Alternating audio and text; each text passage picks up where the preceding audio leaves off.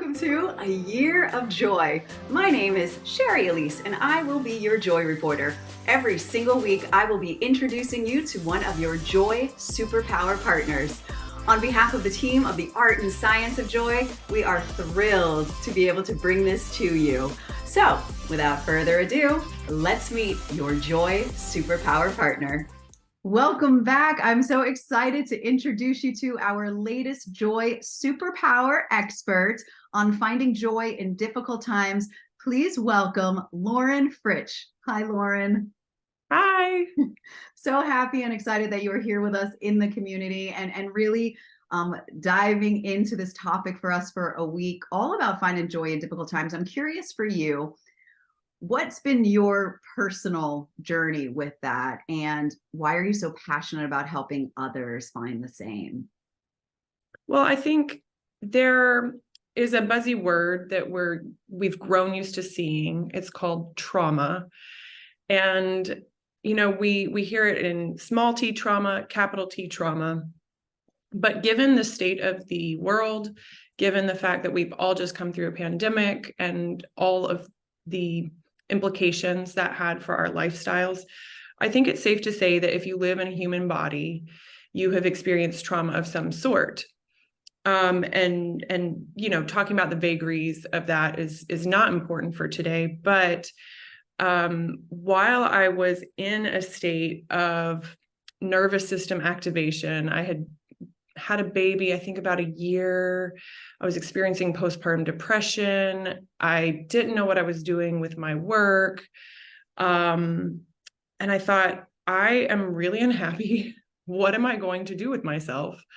And in that process of excavating what could be potential solutions, I thought, well, everybody who I think is smart uses mental models to help them. And if I were to create a mental model that could capture what I thought would be important in order for me to have a more fulfilled and joyful life, then what would be on it? And so the two metrics that I chose were money, because that makes life sustainable at this point, and then also joy.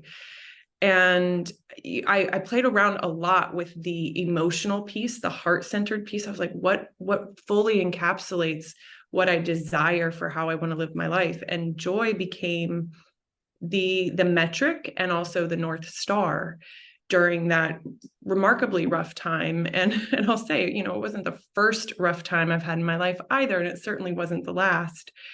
But that process was very catalytic for me in understanding that in my value system, joy was something that I wanted to steer my life by. And it started a whole cascade of events that changed how my husband and I related to one another and what we prioritized as individuals and as a family. And it changed my business also. So hard times are inevitable and joy is possible. And it's something that I think is really important for all of us. Yeah, you would think, like most people, like joy is, who doesn't want joy, right?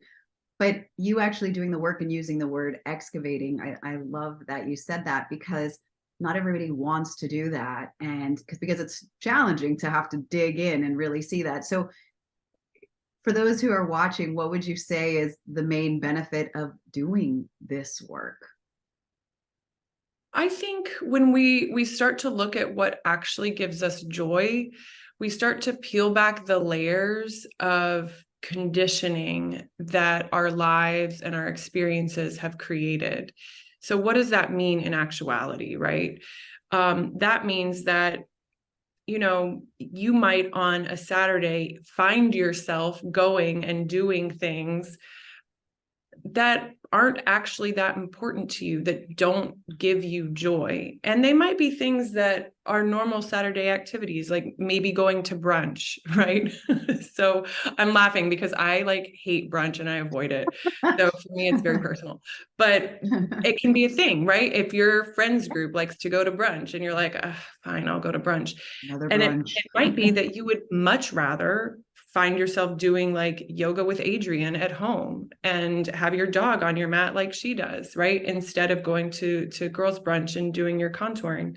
So that's just one tiny example, but we have these throughout our days, throughout our lives, of where we are doing something we think we should be doing, and instead letting go of the things that we truly desire to do because of conditioning, because we don't have enough time, we think we don't have enough money, because this is what families do. That's family obligations are a great one to excavate if you're inclined. And no, you don't have to go to all the family events. So I found that understanding joy as it related to my life, whether I was in a time of hardship or not, actually started to give me a permission slip to do things differently, and always again follow that divining rod, if you will. Where's the joy? Where's the joy? I'm so excited for us to learn from you for the entire week, and to have you as our North Star. So thank you, Lauren, for being a part of a year of joy and being part of this community. Of course, it's a pleasure. And I'm really happy to have discovered what you all are up to. Awesome. Thank you.